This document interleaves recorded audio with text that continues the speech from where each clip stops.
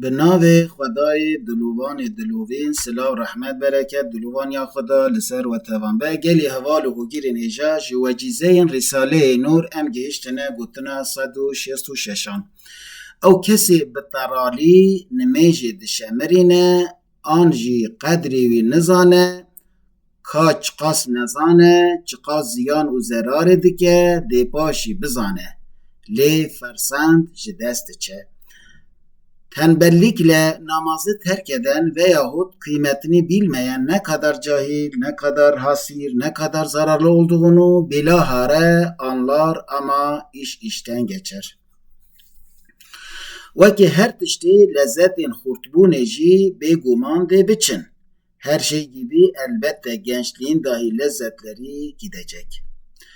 Pişekari demjimeri çavan demjimera xwe dizıvırîne ve dike nişan dide û dide nasîn Qur'an jî di destê xwe de gerdûnê girtiye wisa dike. Bir saatin sanatkarı nasıl saatini çevirir, açar, gösterir, tarif eder.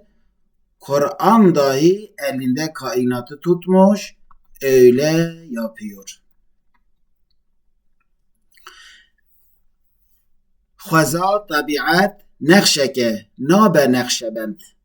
Tabiat bir nakıştır, nakkaş olamaz.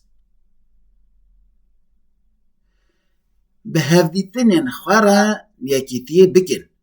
Behevdînên xwe re yekîtiyê bikin. Yani hevolên xwe re yekîtiyê bikin. Ango nekevne dibendiyê.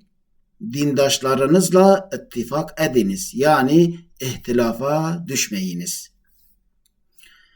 Belê gelê hevalan Xweda alîkarê we be we di her du cîhanan de kêfxweş û dilşad bike û van gotinên xweş û watedar fêmkirina wan nesîbê me bike dilê me bi van gotinên xweş ronahî bike înşallah.